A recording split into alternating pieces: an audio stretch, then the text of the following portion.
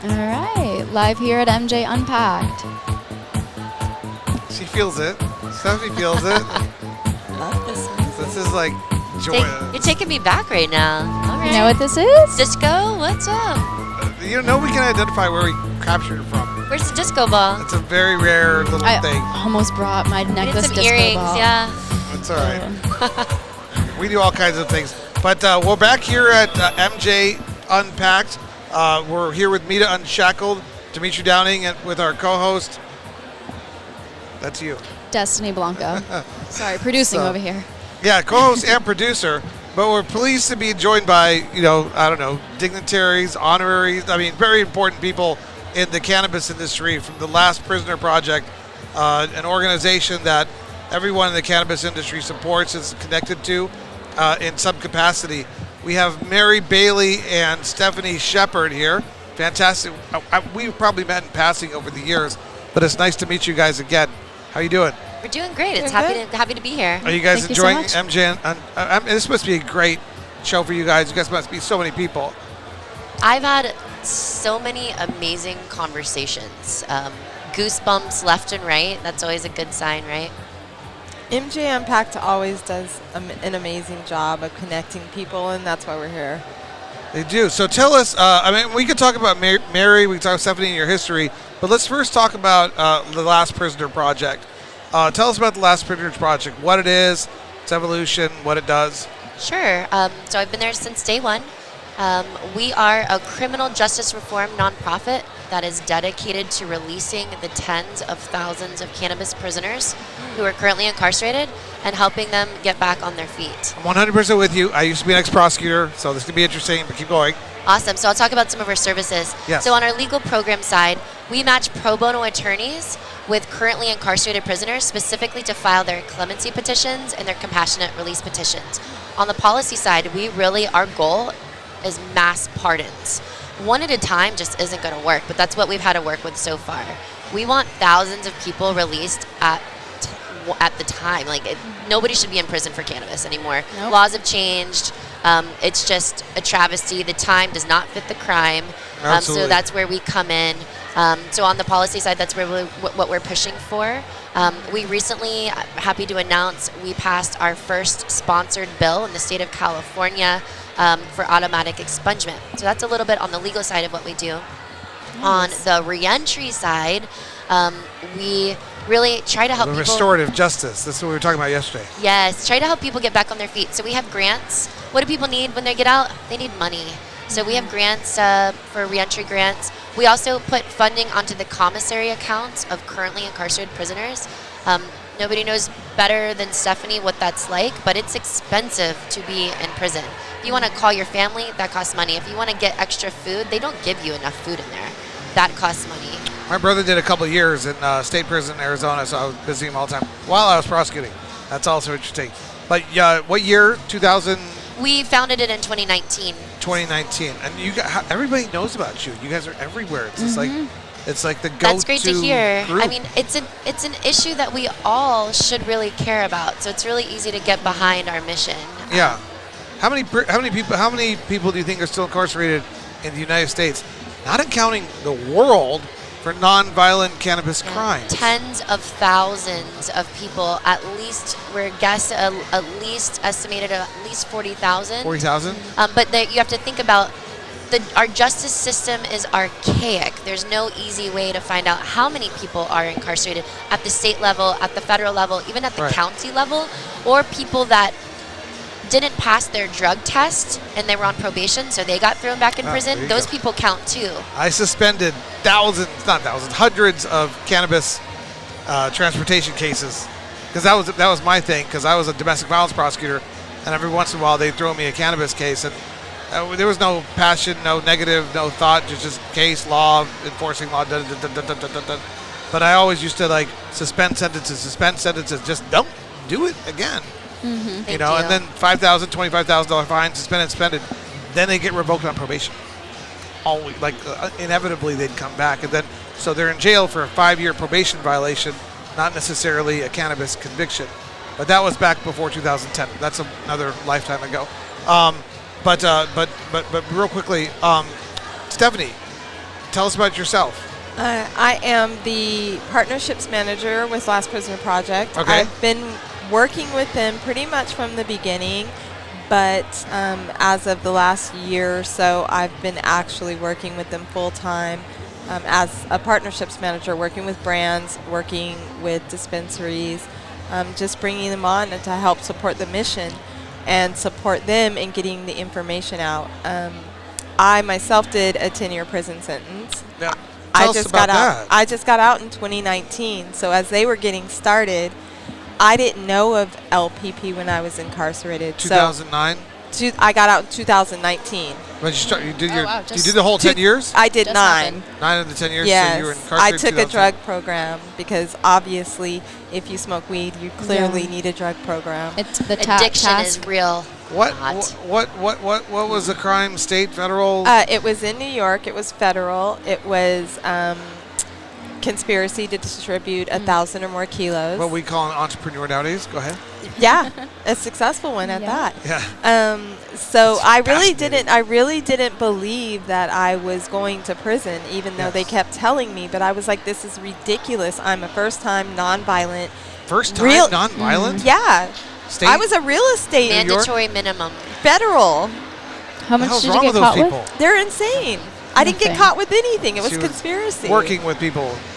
And they got caught, and apparently, Dropped her name and pulled Yeah. her into Yes. I went to Boston University in the 90s. My friends were in fraternities across the University of Arizona, ASU. I specialized in helping put the connections together because there was a massive drug trade. And I shipped a few 4 pounds, 8 pounds, 12 pounds, but didn't have the courage that you did. So I never got caught. Then I went into kind of the conservative law enforcement route. That's so interesting. That's why when I was prosecuting, I would just suspend the sentences because I'm like, well, these people are just businessmen, but it's none of my business what the legislature, the politicians, and the people decide the laws are. Our job is to enforce them without thought. That's kind of like no extreme bias for financial crimes, no extreme bias for drug crimes. But I remember specifically, in my group, we would focus on domestic violence, the crimes that really hurt people, because women would get the shit kicked out of them, stabbed, all kinds of stuff. Oh, Lord. And I would personally, the marijuana crimes, but I wasn't intending to get involved in the business or anything till 2012. But I always knew these people were entrepreneurs because I was an entrepreneur as well, just like you were. I can't believe you did 9 years. Yeah, so when I got out and I was invited to a LPP fundraiser, and I met Mary and I met Sarah Gersten, and I was drawn to the work they were doing and their spirits. So that's what brought me on and sharing my story. But now, seeing the industry as it is, it drives me even harder. That, I love the gong going off. That's amazing. I'm going to text our videographer to make sure they get a video of us, okay? Because I want that out there. So go ahead, keep telling us. It's amazing to hear the gongs going and deals being made here at MJ Unpacked, but I can't help but think about Kevin Allen, who's doing life in prison for $20 worth of weed Oh, gosh. because it was a third strike. So it's double-sided for me, but I'm happy to be here, and I'm happy to partner with people in this industry who want to do the right thing. Yeah, are you doing any social equity programs where they in New York? Because there's New York is the big talk with all the industry members nowadays, and it seems like nobody that I could think of more than you would. I mean, it's just That is not something. That's not my path right Something you're now. interested in, yeah. That's not. That was She's in. more it's a- concerned with fighting for the freedom of other people who've gone through Yeah. what she's I gone like through. that.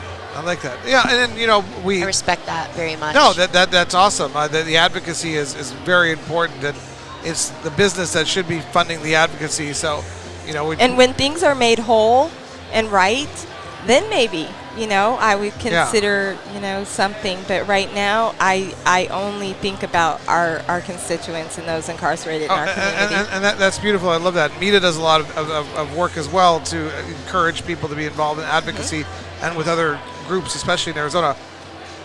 But as soon as there's interstate commerce, the rest of the world can catch up to your vision of what it should be. I mean, it's never too late to start now. One thing too is yesterday, at her speaking on the other prisoners. Yesterday, I got a call from a federal prison when I was here at MT Yeah. Unpacked, and I always try to answer those calls because Yeah. I can't imagine what they're feeling in that moment, standing in line in a prison, calling one of their advocates. So I answer the call, and it's my friend Edwin Rubis. I joke with Edwin. I call him my life coach. He's been in prison for cannabis, for a nonviolent cannabis charge for 24 years already, Oh, wow. of a 40-year sentence.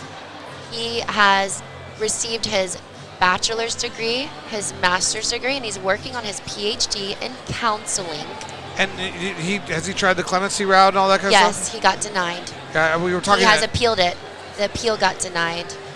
We were talking about the 40-ton guys, and they got like somehow Trump. Corvain Cooper, yes. So we were working with one of our ambassadors, I won't say who, introduced me to Ivanka Trump a couple years ago. Right. So we were advocating directly with Ivanka for Corvain and several other prisoners. And there were other advocacy groups also working with the Trump administration, advocating for, we're all pushing for the same prisoners. It takes Yeah. more than one group. We all have to work together. Well, is the course. Biden administration on this equally? I mean, We are certainly speaking. Actually, Stephanie's had a call with the pardon attorney of the United States. We did. She's pretty liberal. I think she wants to do the right thing. She was very open, very honest about it. And hopefully that will move forward more conversations, being able to say, can we start with this? If you don't want all 3,000 let out, can we start with this federally? yeah, it's just so frustrating how slow the processes are in criminal and civil law, and how 12 years. I've had a lot of experience with the government, but 12 years of prosecuting, I don't really trust the government. Yeah, I don't. same. 50 years of cannabis policy, I don't really trust the government. A few personal decisions that have happened with the courts here and there, I don't trust the government. But there's no alternative. Of course, that's we a have profound have statement. to stay bipartisan, Yes. and we have, because Yes. as much as I may not care for one side or another, Right. what matters is who's going to get our people out. Right, and there are no absolutes. Only the Sith, and Yoda would appreciate this.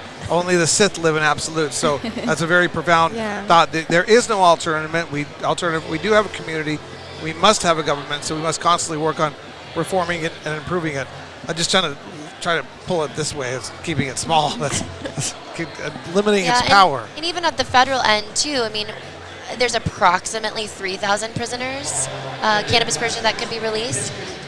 Most of the prisoners are state. And Yeah. so it's really up to governors to use their executive clemency power and at the state level. Because, we advocate for a lot of state prisoners, and Biden actually doesn't have control whether they get released or not. So that's something for people to be aware of as well, is to really push at it on a state level with everyone's state governors as well. Yeah, and I met the LEAP people in 2013, 14, 15. I've known a lot of those guys, and I've never really gotten too involved actively in the past. I've been very involved in helping push legalization forward. One of my core interests is civil versus criminal sanctions in the drug war 2.0, prohibition 2.0, post-prohibition world. What should that be, and how should that look like? And are we going to continue to incarcerate people because they don't participate in the traditional market? So very forward-looking, but equally as important. And a lot of people talk about that. Not a lot of people are wrestle with the concept. Well, is it a civil or criminal sanction now that it's legal? California had a pretty good initiative, but then some people, especially in our industry, might actively advocate with their lobbyists to maintain, control, push, encourage, develop criminal sanctions to reincarcerate people so that they can maximize their profits. And that's something that I'm cognizant of, because I'm an ex-lobbyist too. I'm very much involved with a lot of individuals, and I see that, and I'm like, who's watching out for that? Are you guys involved in that topic as well, or there's still enough people that need to be taken care of? How do you guys? We really try to stay in our lanes right now. That's not something that I know that we're really focused on right now. But also, we're the fundraisers. We are the ones that are out working with brands and partners to make sure that we have the funding so we can have our grant program up Right. and running. So really, that's a question for our legal team and also our policy team. Or the next prisoner project, separate organization. No, but it's honestly, I mean, we can say bullshit. It's absolute bullshit what's occurring. And I'll tell you that the Arizona initiative to legalize for adult use was specifically left criminal sanctions in there. Well, we also like to focus on retroactive relief. Yes. Specifically, retroactive relief. Making sure that people have the opportunity to be resentenced. The laws change. They shouldn't be sitting behind bars for something that is not criminal anymore. And so bringing that back, please, Stephanie, go ahead. No, I was just going to say, I fully accept the time I did and the crime I did and when I did it and what the laws were. What I will not and cannot accept is it being like that today. People still being incarcerated today. Oh, yeah. That's what makes it hard. But thankfully, with a lot of people in the industry helping out, even when times get rough, they still realize that these people are incarcerated and help fund our organization, which we are the gas that funds our engine, which is the policy team and the reentry team. And that's why, even when I'm tired, I get out here. No, it's a great mission, and Thank you for sharing. along those lines, I'm actually concerned about the next prisoner. You know what I'm saying? And there will be. People It's are still incredible. getting life sentences today. Yeah. People are still getting 5 to 7 year sentences, which is much less than life. But what I'm hearing from the prisoners that I speak with, I talk to people that are in prison now. They say we're watching murderers, rapists come in and go while I'm still sitting in here rotting for a plant medicine that's now practically legal in over 30 states. Yeah. It's a travesty. It just blows my mind because I've been following this policy for a decade. As my family has got involved in the cannabis industry, I've done all these different projects, a lot of education, but it's mostly been about helping legalize, helping move, and understand the plant, understand the homeopathic remedies. So there's lots of projects to be done, but it's certainly an important one. And the concept that there still is one prisoner is just an absolute mind-boggling, and globally. Yeah.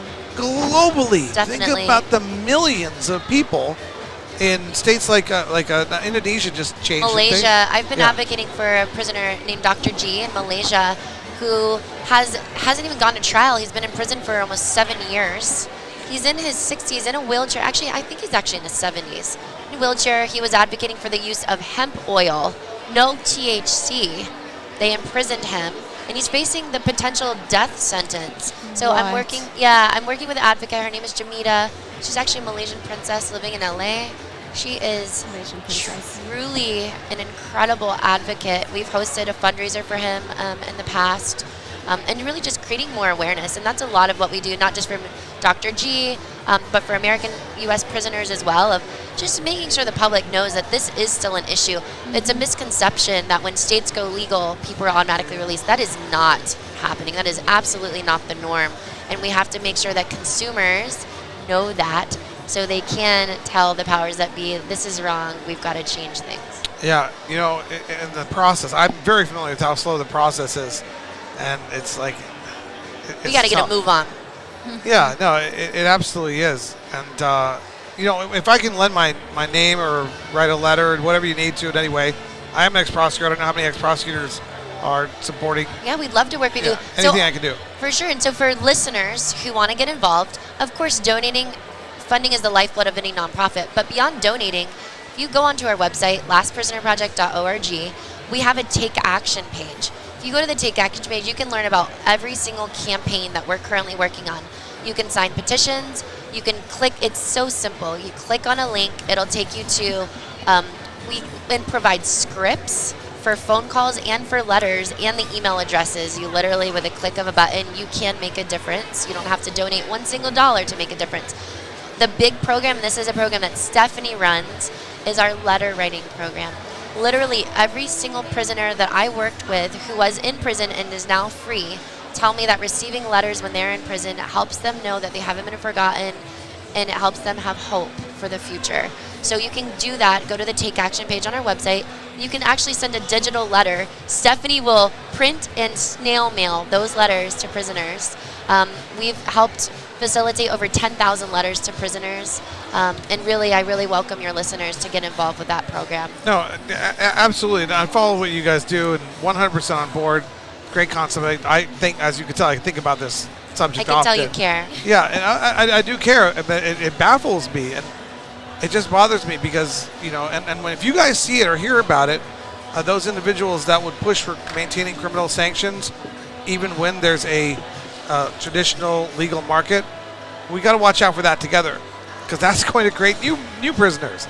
It's just a BS. It just really, really is. The hypocrisy. The hypocrisy in that just. I understand that there's a process. It's unfortunate. It was wrong. It happened. It's got to be unraveled. And we're unraveling it. People are funding you guys as they should, and you guys will unravel it as you will. That's cool. That's awesome. And I'm looking forward to the Last Prisoner Project being around until it needs to just go away, because there's no more prisoners. It could happen tomorrow. I would love that. But the next step, that hypocrisy, is what just burns me up. It burns me up because it's like, you really have the audacity as a member of this industry to suggest that criminal sanctions should still be maintained in place so you can turn a profit? Is that really it? So you can maximize your profit. That's what they're doing. And I see it because I'm very involved with a lot of people, and I don't like it, and I'll call them out on it, and everybody should watch out for that. Definitely. And help with you guys and watch out for what's coming, because then we'll need like the Last Prisoner Project for the next prisoner. It just keep on going. Yeah, we got to stop the cycle. Yeah. We would like to also, since you do work with so many companies. Can you get a little closer there? Sure. Yeah. Love to talk to, explain how companies can get on board to support what we're doing. Oh, yes, the Roll It Up for Justice. Yeah, so we've got two different programs. The first is Roll It Up for Justice. Really, it's for retailers, and it allows customers in dispensaries to donate to Last Prisoner Project at checkout. We make it really easy. This is a totally complimentary program that we have for retailers to get a part of. We provide marketing materials. We train their bud tenders. We send swag. We really want to empower bud tenders with information that they can share with the public. Bud tenders hold a lot of power with their position, and they can create more awareness, even outside of raising funds for us to do the work we do. That program educates the masses that this is even a problem. As you're checking out, you're getting reminded, holy cow, I can buy legal weed right now, but there's still people locked up. So it really opens a lot of eyes, that program, even outside of raising funds. Our second program is Partners for Freedom. It's for brands and just cannabis companies in general, different corporate incentives for different levels of donation. One of the levels, it allows you to use our logo on your brand packaging. You have a cannabis brand, such as like Evidence or Bang Chocolate. They donate a certain amount. They can put the Last Prisoner Project logo on their packaging, so when customers are shopping in dispensaries, they pick up the product, they're like, oh wow, this company donates to LPP. They care about social justice. I'm buying their product right effing now. For $12,000, you can use the logo? It's $1,000 a month.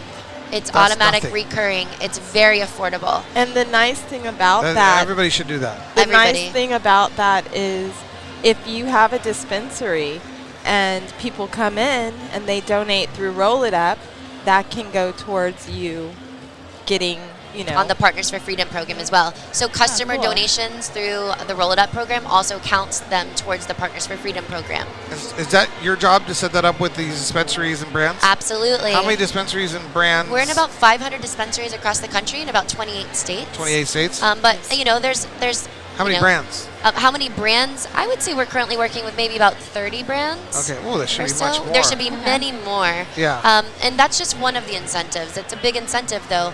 And I will tell you, we get tagged on social media every day with normal, everyday consumers tagging us and tagging the brand, saying, thank you for supporting LPP. I bought your product because you support Last Prisoner Project. One other thing, we have a few other databases, but newsletter. Do you have, I'm going to put you in touch with Rita. Great. And you can explain how brands and how dispensaries and how whoever else can get involved. And we just need a little newsletter kind of format. Sure, we love that. Put all this. And Sounds we'll great. send it out to tens of Okay, thousands. perfect. We'll keep it easy and simple for you. No, Any way we can help you guys. We also have a huge list of 130 members in Arizona. Great. So we love to connect the brands and dispensaries with you guys.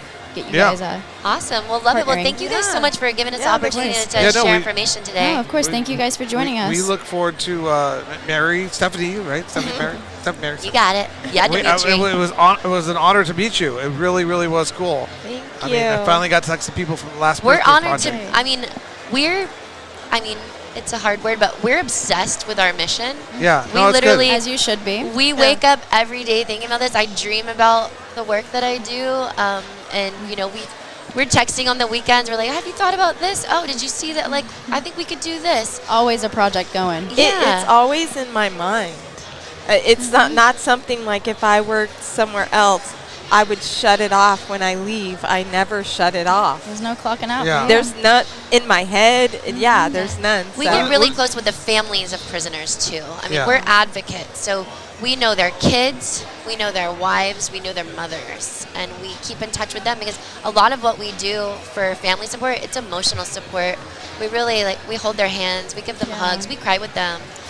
Because it's a heart-wrenching situation that these families are being ripped apart for decades. It's amazing Yeah. that you guys do that, because they're alone, they feel like, oh, what the heck, Yeah. the world's out to get They're me. when this happens. traumatized. We deal with a lot of trauma relief, or we try to at least. And as you can see, I'm still traumatized. That's No, 9 years, a thank long you time. so much for sharing with but us as well. but Mary can attest to the fact that before when I first started working with Mary, I would not have even got through this interview. We would have all been in tears.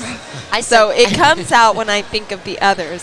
These aren't really my tears right now because I'm out and I'm moving forward. Yeah. My tears are for those who are still incarcerated. No, that's great. We look forward to working with you guys in the future. And Yeah. please keep in mind that theme about that stuff that hypocrisy. I hate hypocrites. If you're ever interested too, we can work on having you be able to talk to a cannabis prisoner. They can call you while you're doing a show, and they can be on your show too. Yeah, We've done that that's before. a good idea. That's a great Anything we can idea. do with you guys, let's let us We know. work with some truly incredible people who Yeah. are locked up. You guys should come out to our event Absolutely. next month, October 26th. And any Awesome. brands or dispensaries or partners that you guys have that need a little bit of extra promotion, we got their back too. Oh, great. Because they have your back. Just send Yes. them our way. Love that. We'll make sure that we get them out there more. And then also the director of our Cannabis Justice Initiative, which is our legal program where we match attorneys with prison. She lives in Arizona. Oh, I want to. Where does Mariah live? In Arizona. Do you know? Is it Phoenix? Phoenix? Yeah. She lives in Phoenix. Connect her with us. I do will. it. And That's where we have our she's events. great Awesome. at events. So Yeah, you'll love she's a to good meet her. time. Oh, okay. Perfect. We'll We'll have a definitely podcast there as well. She can come on that one. Awesome. She would All love right. it. Well, we can feature you guys. We have between 500 and 1,200 industry members come once a month. Mm-hmm. All industry members, 86% are industry members. And we can feature Last Prisoners Project. No problem. That would Easy be peasy. amazing. We can even get a sticker on one of these cubes here. All right, cool. All right, cool. Thank We're you on guys it. so What's the best much. way for them to contact you both? Sure. The easiest way is to go to the Last Prisoner Project website Mm-hmm. and just send a contact email through the info account, and they will connect you with us. Or if you want to reach me directly, it's Mary at Last Prisoner Project. And Stephanie at lastprisonerproject.org. Perfect. Are you guys on LinkedIn?